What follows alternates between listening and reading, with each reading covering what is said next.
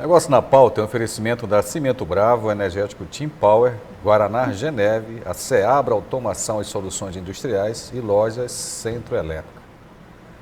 Presidente, a recente tragédia, que ainda está acontecendo, estamos gravando aqui esse programa ainda durante o decorrer dessa grande tragédia climática no Rio Grande do Sul, acendeu o alerta para o endividamento dos estados.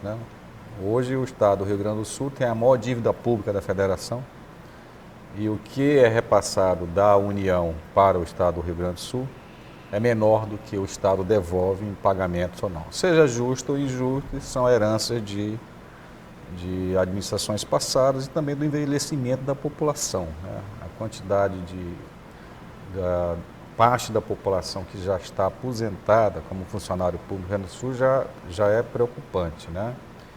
Bem, essa questão climática ela tem causas mais profundas, Mas tem algumas lições a tirar do ponto de vista de governo em relação ao uso de recursos públicos, no caso do Rio Grande do Sul, porque tem havido muitas críticas com relação ao governo do estado, que eu considero um bom governo do Rio Grande do Sul, de que houve alguns sinais em 2023, pequenas enchentes que não se tomou as devidas precauções ou previsões e quando acontece uma tragédia grande o estado estava completamente despreparado. Tem alguma lição para tirar disso?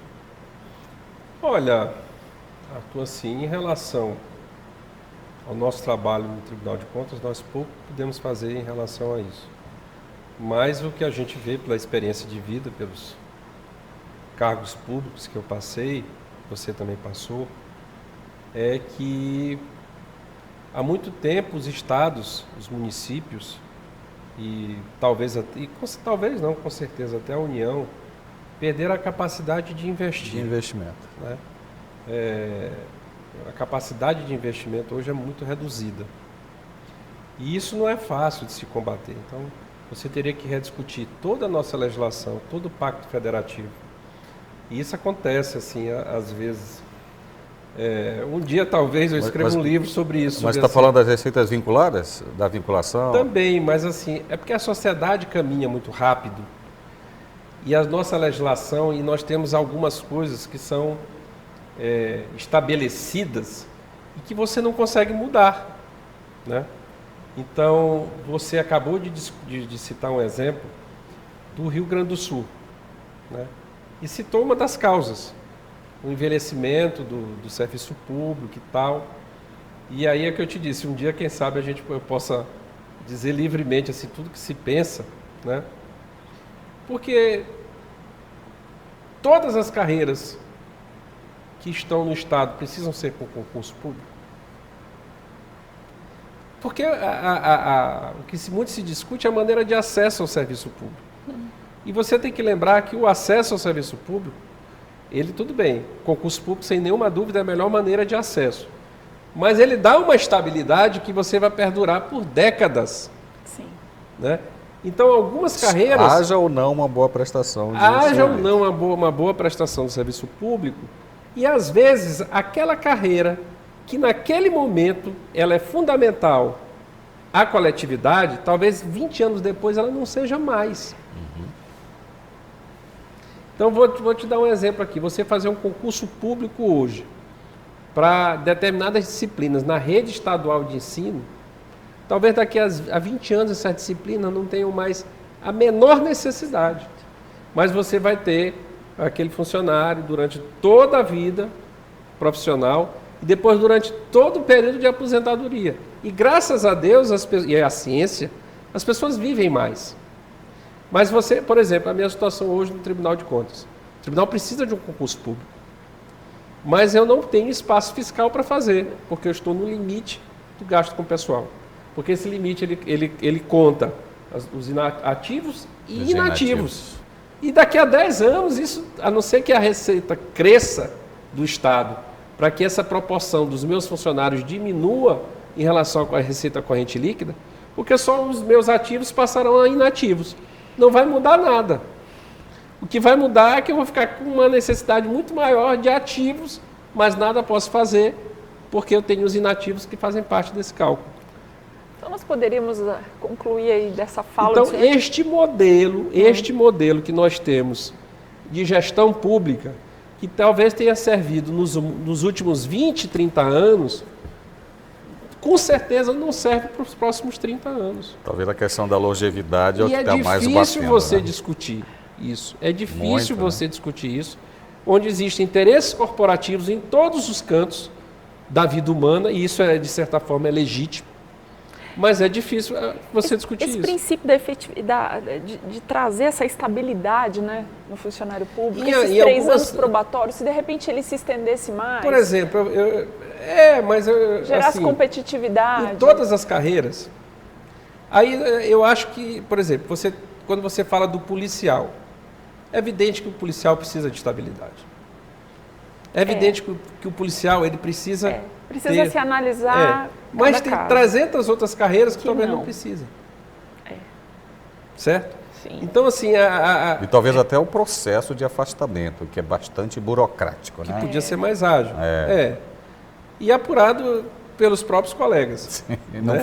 Aí eu não falo só do policial, eu É, falo qualquer não, funcionário todo- público. Tem uma lugar. política de estímulo, de Mas é criatividade, que eu digo, existem algumas carreiras que competitividade. são próprias do Estado que têm que ser protegidas. Sim. Mas concordo. hoje eu acho que nós protegemos Muito. muitas. Todas. Por exemplo, no Tribunal de Contas, é inegável a necessidade do auditor. Hoje até a gente enfrenta lá, nós estamos num processo interno de discussão, porque o tribunal hoje não está no nível de eficiência que eu acho que ele deveria estar perante a sociedade. Sim. E isso não é culpa de alguém especificamente, mas do conjunto. Então nós estamos num processo de ofertar a oportunidade para que todos ofereçam suas sugestões. E, inegavelmente, o auditor é a parte essencial disso e nós precisamos, primeiro, da proteção legal em relação ao auditor. Ele não pode ser substituído por um cargo comissionado de livre acesso. Ele precisa estar blindado. Porque ele tem que ter um preparo, precisa ter Tem. uma segurança. Porém, ele tem que repor à sociedade com muita eficiência aquela proteção que ele tem, tanto do ponto de vista salarial, como do ponto de vista da estabilidade. Mas essa é uma carreira típica de Estado que precisa de proteção, o auditor de contas públicas, sem dúvida nenhuma. Mas tem 300 outras que não precisam. Então, assim, nós precisamos rediscutir o país sobre esse aspecto. E a questão mesmo das mudanças são muito rápidas, né, presidente? Você pega assim, por exemplo, eu já trabalhei em universidade pública e privada. Universidade privada, quando tem um curso que é oferecido, é ofertado à sociedade, que deixa de ter demanda, a universidade vai lá e fecha ele, né? Porque é um custo muito alto por aluno. A universidade pública não consegue fazer isso. Não consegue fazer isso. Né? E até para abrir um novo curso, até que abra o processo de você ter aprovado um curso a nível federal hoje é tão longo que às vezes já ficou... Imagine, depois de aprovado o curso, você tem que fazer um concurso público para a contratação dos professores. Sim, ainda tem mais esse E se um processo. professor, por alguma razão, adoece e não tem condições de dar aula, e ele tem que ser protegido, ok. Mas você não consegue contratar outro tão rapidamente. Não, aí tem que fazer um outro processo, que é o processo do substituto, que é um processo igual ao de um efetivo. Agora, quanto também que se oportuniza para esse professor se ressignificar, adquirir novas habilidades, ir para um outro cargo, então assim, é tudo muito burocrático, tudo muito truncado, isso tudo acaba... muito truncado e tudo muito lento. Isso. E às vezes, como eu estava falando, assim, a sociedade já mudou naquele espaço de tempo. E aquilo que era preciso não é mais. Ou seja, a administração pública precisa rever, né? Não é só a administração pública, né? Eu acho que a construção do que nós temos hoje como nação, como Estado, como município, precisa ser rediscutido. Tem que ser repensado. Tem que ser repensado. Agora, presidente, voltando à situação do Rio Existem Grande do Sul... dogmas que são difíceis de serem... Difíceis de quebrar. A própria CLT foi um grande processo, né? Mas, enfim, voltando à questão do Rio Grande do Sul, a população tem reclamado, entre aspas, e com razão, da lentidão da resposta, tanto do governo estadual quanto do federal, para aportar recursos.